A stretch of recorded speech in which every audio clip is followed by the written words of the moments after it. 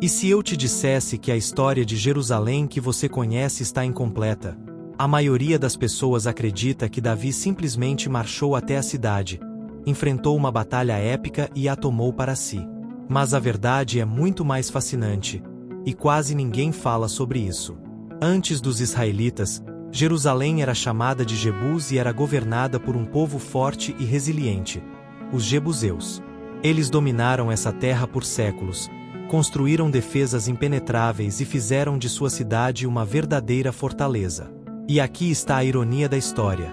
Foram eles que criaram uma das maiores inovações que, sem saber, selaria sua própria queda, a construção de prédio Túnel de Gion.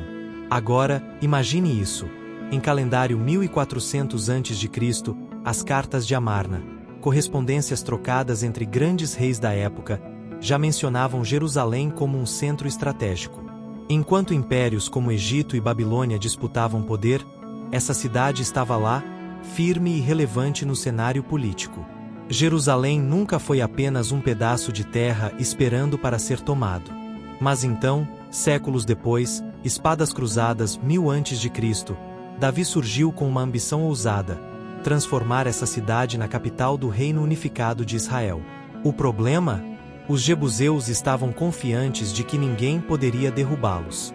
Eles até zombaram de Davi, acreditando que suas muralhas eram intransponíveis. Mas Davi não era qualquer líder. Em vez de atacar frontalmente e desperdiçar soldados, ele bolou um plano genial e surpreendente, explorando a própria engenharia jebuseia contra eles. A cidade que resistiu por gerações caiu em uma jogada de mestre, mudando para sempre o curso da história. Quer saber como isso aconteceu e por que Jerusalém continua sendo uma das cidades mais disputadas do mundo até hoje? Então, prepare-se, porque essa história vai além do que você imagina. Muito antes de Jerusalém se tornar o centro espiritual e político do Reino Unificado de Israel, ela atendia por outro nome: Jebus. E quem reinava ali? Os jebuseus, um povo cananeu de origem misteriosa, que viveu entre os vales e colinas da região montanhosa. Eles não eram apenas um grupo qualquer, dominaram a cidade por séculos e fizeram dela um verdadeiro bastião de defesa. O que poucos sabem é que, lá por calendário 1400 a.C., Jerusalém já era mencionada nas cartas de Amarna, mostrando que sua importância ia muito além do que se imagina. Enquanto as grandes potências trocavam mensagens sobre política e diplomacia, Jebus se mantinha firme, com seus governantes decididos a proteger suas terras. Os jebuseus eram hábeis na arte da fortificação e da sobrevivência. Localizada em um contraforte montanhoso, a cidade era protegida por vales e barreiras naturais, o que dificultava invasões. Além disso, suas estruturas urbanas eram notáveis para a época. Quem vivesse em Jebus tinha uma vantagem clara: água fresca e segurança, cortesia da localização estratégica da cidade. Naquela época, os jebuseus já usavam sistemas de captação de água subterrânea, como construção de prédio Túnel de Gion, que mais tarde se tornaria peça-chave para sua própria queda. Ou seja, enquanto muitos povos da época viviam vulneráveis, os jebuseus tinham uma fortaleza em suas mãos. Mas claro, um território tão bem posicionado não ficaria em paz para sempre.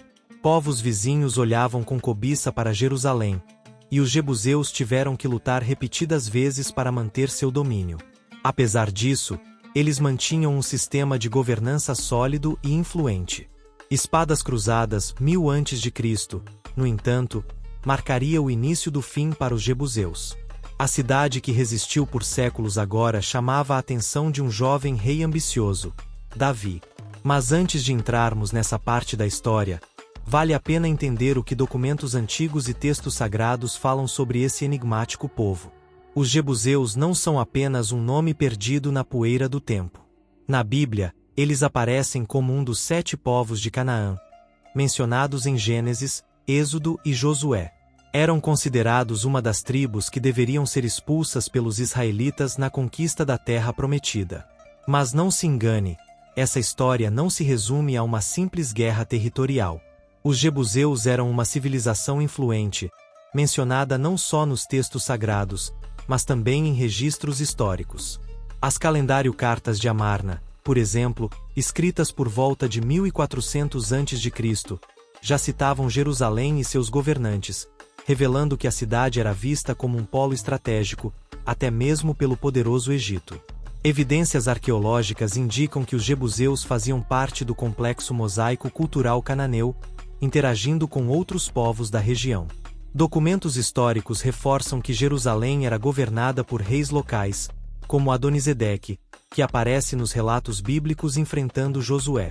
Esses registros históricos, juntamente com achados arqueológicos, demonstram que a cidade já era um importante centro político e econômico antes mesmo da chegada dos israelitas.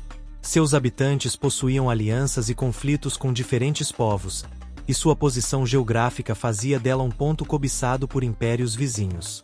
A relação entre os jebuseus e os israelitas não se limitava apenas à guerra.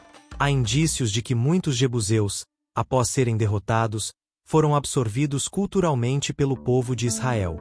O próprio rei Davi, ao conquistar Jerusalém, utilizou táticas militares que indicam um profundo conhecimento das defesas jebuseias, incluindo o famoso construção de prédio Túnel de Gion.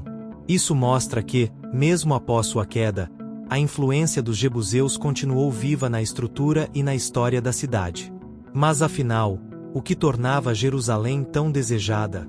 A resposta está na sua arquitetura e posição estratégica. Jerusalém não era uma cidade qualquer.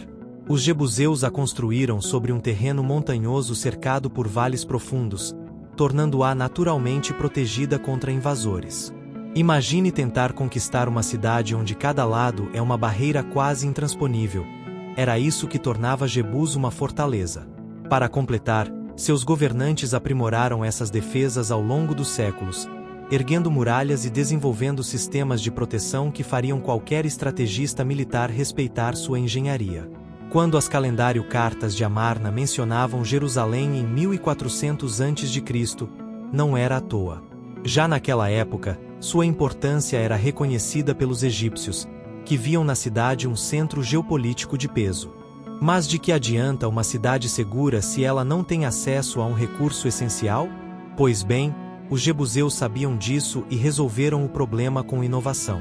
Eles criaram um dos sistemas de abastecimento mais avançados da época. A construção de prédio Túnel de Gion, uma estrutura subterrânea que permitia acesso seguro à fonte de água da cidade, protegendo os moradores de cercos prolongados. Isso significava que, enquanto outros povos sucumbiam à sede durante um ataque, Jerusalém podia resistir por muito mais tempo. Era uma jogada brilhante, que tornava a cidade ainda mais impenetrável e um alvo ainda mais desejado. Porém, mesmo com toda essa fortificação e planejamento, a história já mostrou que nenhuma cidade é intransponível para sempre. Jerusalém, com toda a sua resistência, enfrentaria desafios cada vez maiores conforme os israelitas avançavam para conquistar Canaã. E entre os muitos reis que tentaram derrubar suas muralhas, havia um que não apenas queria vencê-los, mas sim transformar a cidade no coração de seu reino. Esse homem era Davi, e sua estratégia para tomar Jerusalém mostraria que nem mesmo o mais engenhoso sistema de defesa é infalível. Desde os primeiros momentos da conquista de Canaã, os israelitas encontraram resistência dos povos que já habitavam a terra. Os jebuseus não foram exceção. Eles estavam preparados, vivendo em uma fortaleza natural, cercada por vales profundos e protegida por muralhas robustas. E quando os israelitas, sob o comando de Josué, começaram a avançar, os jebuseus se aliaram a outras cidades-estado cananeias para resistir. O rei Adonisedeque, governante de Jerusalém naquela época, não perdeu tempo. Formou uma coalizão com outros 4 reis amorreus para enfrentar os hebreus. Mas apesar da resistência, o destino já começava a virar contra os jebuseus. A batalha foi intensa, mas os israelitas levaram a melhor. A derrota de Adonisedeque marcou um ponto de virada na história de Jerusalém, mas os jebuseus não foram totalmente eliminados. Eles perderam forças, sim, mas continuaram habitando a cidade, mantendo suas tradições e defesas. Enquanto outras cidades caíam completamente diante do avanço hebreu, Jebus se manteve como um reduto resistente. O que salvava os jebuseus era justamente o que havia sido sua maior vantagem desde sempre: a posição estratégica da cidade. Suas fortificações e a construção de prédio, túnel de Gion garantiam que a cidade resistisse aos ataques diretos. Mas por quanto tempo isso poderia durar? Os anos passaram e os jebuseus continuaram governando Jerusalém, mesmo diante da crescente pressão dos israelitas. A cidade se manteve independente até que, por volta de espadas cruzadas, 1000 a.C., surgiu uma nova ameaça, Davi. Mas esse não era um líder qualquer. Ele não tentaria um simples ataque frontal. Em vez disso, elaboraria um plano astuto que usaria a própria engenharia jebuseia contra eles. E assim, os dias de Jebus estavam contados. Os jebuseus tinham certeza de que Jerusalém era impenetrável. E, de fato, qualquer exército que tentasse invadir suas muralhas à força estava fadado ao fracasso. Tanto que, ao saber que Davi pretendia tomar a cidade, os jebuseus zombaram dele, afirmando que até os cegos e coxos poderiam defender suas muralhas. Mas subestimar Davi foi um erro. Ele não era um guerreiro comum, era um estrategista nato. Em vez de um ataque frontal, ele explorou um ponto fraco pouco conhecido: a construção de prédio Túnel de Gion, uma antiga estrutura jebuseia criada para garantir o abastecimento de água. E foi por ali que ele fez sua jogada de mestre. Enquanto os jebuseus confiavam em suas muralhas, Davi e seus homens planejaram uma invasão surpresa.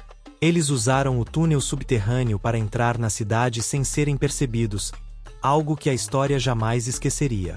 Foi um ataque rápido, eficiente e, sobretudo, genial. Jerusalém, que havia resistido por tanto tempo a invasões, caiu sem que suas imponentes muralhas fossem destruídas. Em espadas cruzadas, 1000 a.C., Davi finalmente tomou a cidade e fez dela a capital do Reino Unificado de Israel. A escolha não foi apenas militar, mas também política. Jerusalém ficava no meio das tribos de Israel, facilitando a unificação do povo. Mas conquistar Jerusalém era apenas o primeiro passo. Davi não queria apenas tomar a cidade, ele queria transformá-la no coração espiritual e político de Israel. E foi exatamente isso que fez. Ele reforçou suas defesas, expandiu seu território e deu início a uma nova era para a cidade. Os jebuseus, antes senhores de Jerusalém, agora eram apenas parte de sua história. Mas a assimilação deles com os israelitas ainda reservaria algumas surpresas. Davi poderia ter exterminado completamente os jebuseus, como era comum nas guerras da época. No entanto, ele tomou uma abordagem diferente. Em vez de expulsá-los de Jerusalém, ele permitiu que parte da população permanecesse, integrando-a ao novo contexto israelita. Isso não significava apenas misericórdia, mas uma estratégia inteligente. Ao invés de destruir tudo e começar do zero, Davi aproveitou a estrutura já existente e a mão de obra qualificada dos jebuseus. Afinal, eles conheciam a cidade melhor do que ninguém, inclusive o próprio construção de prédio Túnel de Gion, que ironicamente havia sido sua ruína. Esse processo de assimilação cultural começou de forma sutil, mas com o tempo, os jebuseus se tornaram parte do povo de Judá. A influência jebuseia na sociedade israelita pode ser notada de diversas formas. Alguns jebuseus, como Araúna, continuaram a ter relevância, chegando a negociar terras com Davi. O próprio local onde mais tarde o Templo de Salomão seria construído pertencia a um jebuseu. Isso mostra que, ao invés de serem completamente apagados da história, os jebuseus foram gradativamente absorvidos, sua identidade se diluindo até desaparecer por completo.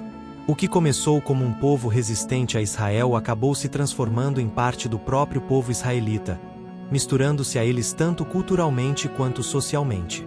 Com o tempo, as menções aos jebuseus diminuíram, até que praticamente desapareceram dos registros históricos. Eles não foram exterminados, mas sim absorvidos.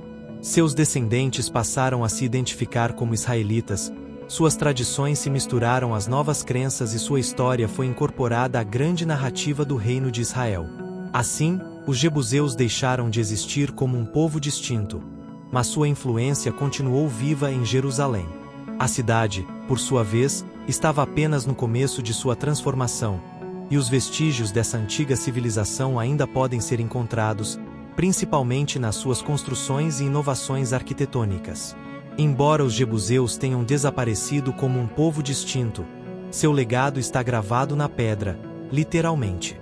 Escavações arqueológicas em Jerusalém revelaram estruturas impressionantes que remontam ao período jebuseu, demonstrando a engenhosidade e o avanço técnico dessa civilização. Entre as descobertas mais marcantes está a construção de prédio Túnel de Gion, uma construção estratégica que servia para garantir o abastecimento de água da cidade. O túnel, originalmente desenvolvido pelos jebuseus para resistir a cercos prolongados, ironicamente foi o mesmo que permitiu a entrada das tropas de Davi. Mas essa não foi a única herança deixada por esse povo. As plataformas de pedra e sistemas de fortificação ainda impressionam estudiosos. Outro vestígio arqueológico notável são as ruínas da cidade jebuseia, localizadas na encosta oriental de Jerusalém. Escavações revelaram que a cidade possuía um complexo sistema de defesas, incluindo muralhas reforçadas e passagens subterrâneas, que permitiam a circulação segura dentro da cidade em tempos de guerra. Essa infraestrutura avançada prova que os jebuseus não eram um povo qualquer, mas sim uma sociedade sofisticada que sabia como aproveitar a geografia a seu favor. Além disso, registros históricos, como as calendário Cartas de Amarna, mencionam Jerusalém já em 1400 a.C., mostrando que seu reconhecimento como um polo estratégico e político vem de tempos muito antigos. Mesmo que os jebuseus tenham sido absorvidos pela cultura israelita, suas contribuições urbanísticas e arquitetônicas foram essenciais para o crescimento de Jerusalém. O próprio Templo de Salomão, que seria construído anos depois, ocupou uma área que antes pertencia a um jebuseu. Isso demonstra que, apesar da conquista israelita, a base estrutural da cidade permaneceu a mesma, carregando séculos de influência jebuseia. Quem visita Jerusalém hoje ainda pode caminhar por corredores e túneis que foram originalmente concebidos por esse povo, provando que, mesmo desaparecidos, os jebuseus continuam presentes na história de uma das cidades mais emblemáticas do mundo. A cidade que um dia foi lar dos jebuseus tornou-se um dos centros mais emblemáticos da história da humanidade. Após a conquista de Davi, Jerusalém não foi apenas transformada em capital de Israel, mas em um verdadeiro símbolo de identidade, fé e poder. O tempo passou, e cada civilização que governou a cidade deixou sua marca, mas as bases lançadas pelos jebuseus permaneceram. A construção de prédio Túnel de Gion, por exemplo, continuou sendo uma peça fundamental para o abastecimento de água da cidade por séculos.